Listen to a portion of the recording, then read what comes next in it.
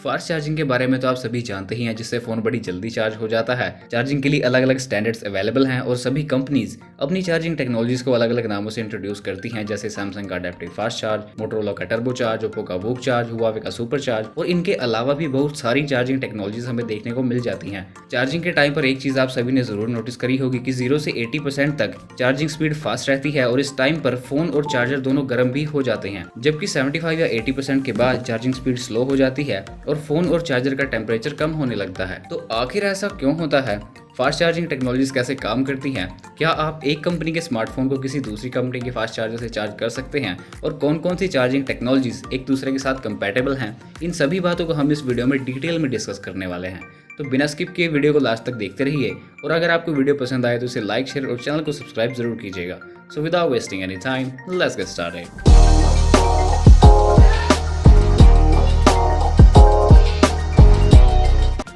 जब हम फोन को चार्जर से कनेक्ट करते हैं तो फोन में जो लिथियम आयन बैटरी है वो 0 से 100% तक 2 फेजेस में चार्ज होती है।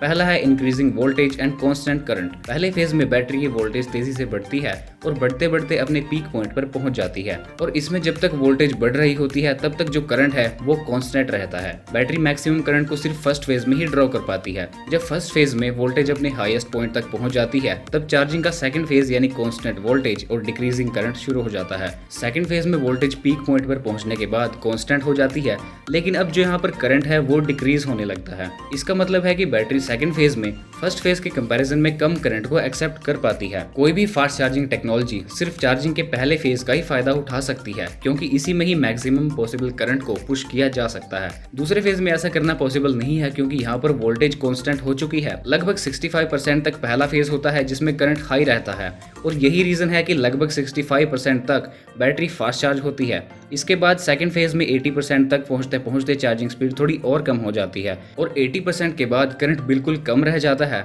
जिससे चार्जिंग स्पीड और ज्यादा कम हो जाती है और जो टेम्परेचर है वो भी कम हो जाता है, क्योंकि यहाँ पर अब ज्यादा एनर्जी वेस्ट नहीं हो रही है। वेस्ट एनर्जी हीट में कन्वर्ट हो जाती है, जो कि बैटरी के टेम्परेचर को बढ़ा देती है। अब अगर चार्जिंग स्टैंडर्ड्स की बात करें तो ये तो आप सभी को पता है कि मोबाइल फोन्स में चार्जिंग USB केबल्स के थ्रू होती है। हालांकि वायरलेस चार्जिंग का ऑप्शन भी अवेलेबल है, पर फिलहाल के लिए हम USB चार्जिंग की ही बात कर रहे हैं। एक नॉर्मल USB चार्जिंग जो फास्ट चार्जिंग नहीं है, इसके अलग अलग वर्जन्स हैं जो अलग अलग पावर आउटपुट्स को डिलीवर करते हैं। ये काफी बेसिक आउटपुट्स हैं, इनमें फास्ट चार्जिंग स्पीड हमें देखने को नहीं मिल पाती। इनमें चार्जिंग स्पीड को बढ़ाने के लिए अलग अलग चार्जिंग स्टैंडर्ड्स और टेक्नोलॉजीज को काम में लिया जाता है, जैसे USB power delivery, Qualcomm quick charge, MediaTek pump express. इनके अलावा और भी कुछ कंपनीज की अपनी प्रोप्राइटरी टेक्नोलॉजीज भी होती हैं, जैसे कि सैमसंग का अडेप्टिव फास्ट चार्ज, OnePlus का वोप या डैश चार्ज, हुआवे का सुपर चार्ज, मोटोरोला का टर्बो चार्ज वगैरह वगैरह। इनमें कुछ एक ही स्टैंडर्ड पर बेस्ड हैं, यानी इनमें थोड़ी बहुत मॉडिफिकेशन करके उन्हें अलग नाम दिया गया है और ये काफी हद तक एक दूसरे के साथ कंपैटिबल भी हैं। जैसे कि सैमसंग की अडेप्टिव फास्ट चार्जिंग और मोटोरोला की टर्बो चार्जिंग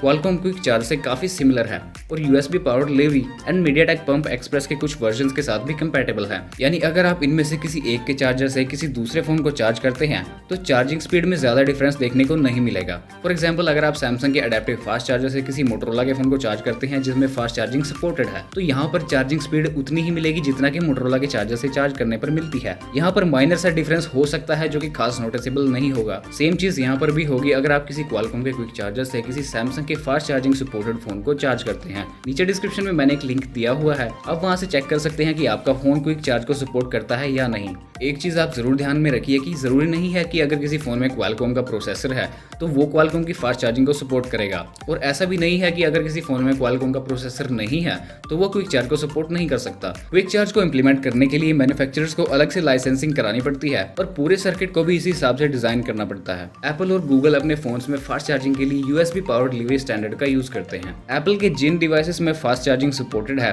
उन्हें आप एक USB power delivery compatible charger के साथ फास्ट चार्ज कर सकते हैं। अब कुछ टेक्नोलॉजीज ऐसी हैं जो दूसरे डिवाइसेस के साथ कंपैटिबल नहीं होती, जैसे कि OnePlus का वोप या डैश चार्ज, ओप्पो की तरफ से आने वाला वूक या सुपर वूक चार्ज। ये सिर्फ अपने ही स्पेसिफिक चार्जर्स और केबल्स के साथ काम करते हैं। अगर इनसे किसी दूसरे फोन को चार्ज किया जाए या किसी दूसरे चार्जर का यूज करके वॉप चार्ज सपोर्टेड फोन को चार्ज किया जाए तो चार्जिंग स्पीड बहुत कम देखने को मिलेगी। इवन अगर आप USB केबल को भी चेंज कर देते हैं तब भी चार्जिंग की स्पीड बहुत ज्यादा अफेक्ट हो जाती है। आप यहाँ देख सकते हैं कि चार्जिंग स्पीड कितनी ज्यादा अफेक्ट हो जाती है अगर इनमें से किसी दूसरे चार्जर या केबल को यूज किया जाए। ये सभी इसी तरीके से बनाए गए हैं कि चार्जर, केबल और मोबाइल डिवाइस तीनों एक साथ मिलकर ही हाईएस्ट स्पीड को अचीव कर पाएं। वैसे तो किसी भी अच्छे ब्रांड के फास्ट चार्जर को किसी फोन को चार्ज करने के लिए काम में लिया जा सकता है, इसमें कोई दिक्कत वाली बात नहीं है। लेकिन अगर चार्जिंग स्पीड के साथ कॉम्प्रोमाइज नहीं करना है तो उसी चार्जर को यूज करना सही रहता है जो फोन के साथ कंपनी ने आपको दिया है। अगर ओकेजनली कभी आपको किसी दूसरे चार्जर को यूज करना पड़े और चार्जिंग स्पीड भी अच्छी चाहिए तो ये जरूर ध्यान रखें कि आपका फोन और चार्जर दोनों एक दूसरे के चार्जिंग स्टैंडर्ड के साथ कंपैटिबल हों। तो गाइस, आज की वीडियो में इतना ही।